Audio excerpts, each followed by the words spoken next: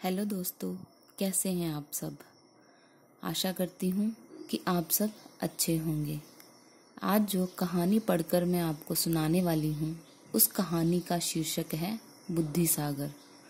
प्रस्तुत कहानी विष्णु शर्मा द्वारा रचित पंचतंत्र की कहानियों में से एक है। इस कहानी में बताया गया है कि किताबी विद्या से व्यवहारिक ज्ञान अधिक श्रेष्ठ और महत्वपूर्ण होता है।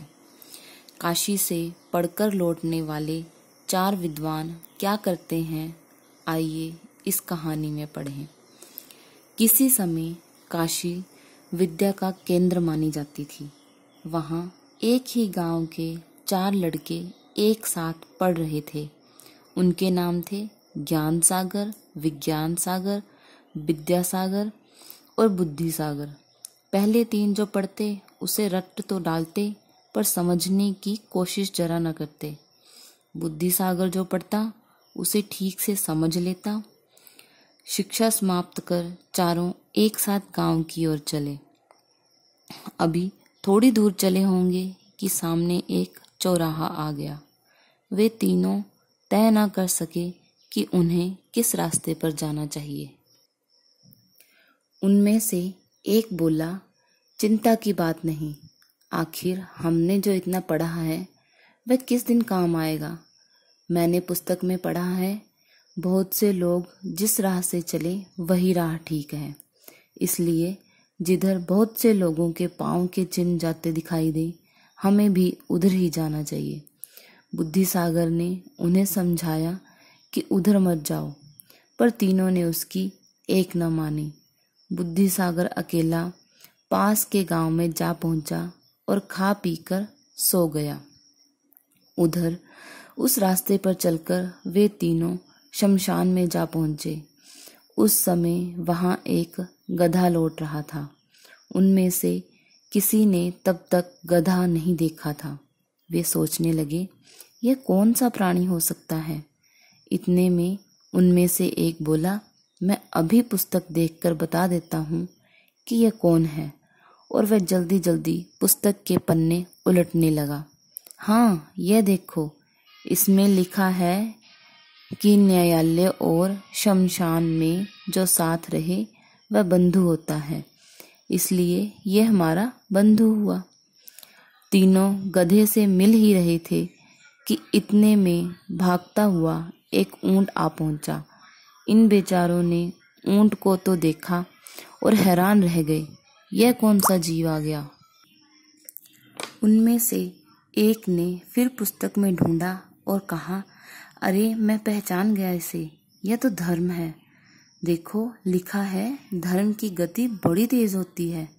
आओ हम सब मिलकर अपने इस बंधु को धर्म के साथ जोड़ दें, क्योंकि पुस्तक में लिखा है कि बंधुओं को धर्म के पथ पर चलाओ। वे लोग ऊंट को पकड़कर गधे की गर्दन में बांधने की कोशिश करने लगे। तभी ऊंट वाले ने पहुंचकर उन्हें वहां से भगा दिया। संयोग से वे तीनों साथी भी उसी गांव में जा पहुंचे जहां बुद्धि सागर गया था। उन्हें जोरों की भूख लगी थी। वे भोजन प्रबंध की चिंता करने लगे।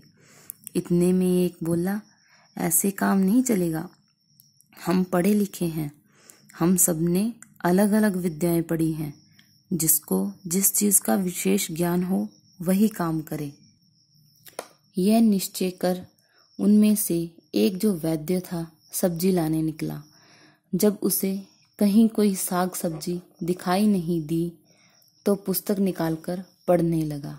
उसमें लिखा था, नीम के पत्तों में कोई दोष नहीं होता। वह नीम के पत्ते ले आया और सब्जी पकाने लगा। दूसरा घी की कटोरी पकड़े पकड़े सोचने लगा, मैंने सारा तर्कशास्त्र पढ़ डाला, पर यह कहीं नजर न आया कि घी कटोरी में है या कटोरी घी में है। क्यों न आज प्रत्यक्ष करके देख लिया जाए। और ज्यों ही उसने कटोरी उलटकर देखी, पिघला हुआ सारा घी मिट्टी में मिल गया। इधर मिट्टी के बर्तन में पकती हुई खिचड़ी को खदबद करते तीसरे ने सोचा, ये क्या बड़बड़ कर रही है। गुस्से में उसने लाठी दे मारी और खिचड़ी धूल में मिल गई। यह देखकर बुद्धिसागर को उन पर तरस आ गया। उसके कहने पर गांव के लोग उन्हें अपने घर भोजन कराने ले गए। उनमें से एक जहां गया था वहां सेवई बनी थी। ऐसी लंबी सेवई उसने कभी नहीं खाई थी, अतः वह पुस्तक देखने लगा कि इसे खाना चाहिए या नहीं। उसे एक स्थान पर लिखा मिला कि सूत जैसी लंबी चीज खाने वाला व्यक्ति शीघ्र मर जाता है। बस फिर क्या था, वह भोजन छोड़कर वहां से भाग निकला। दूसरे को अपनी थाली में मालपुए देखकर यह वाक्य याद आया कि जहां छिद्र दोष होते हैं वहां कई अनर्थ हो जाया करते हैं। मालपुओं में तो छेद ही छेद थे, अतः वह मालपुए बिना खाए ही चला गया। तीसरे ने देखा उसकी थाली में कोई ऐसी चीज है जिसने सारी थाली ही ढक ली है। उसे पुस्तक का वह पाठ याद आया जिसमें कहा गया था कि जो बहुत लंबा चौड़ा होता है वह बहुत जल्द समाप्त हो जाता है। वह भी भूखा ही लौट आया। वापस लौटकर बुद्धिसागर ने उन तीनों से कुछ भी ना कहा। दूसरे दिन चारों साथी आगे चल पड़े। रास्ते में उन्हें एक जानवर का अस्थि पंजर पड़ा मिला।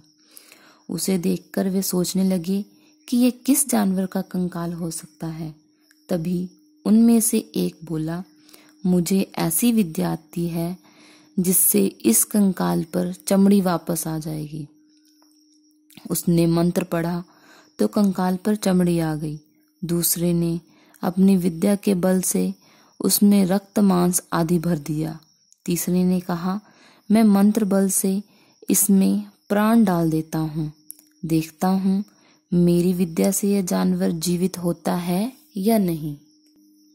यह सुनकर बुद्धिसागर ने उसे समझाया कि यह शेर है, यदि विद्या से जी उठा तो हम सबको खा जाएगा।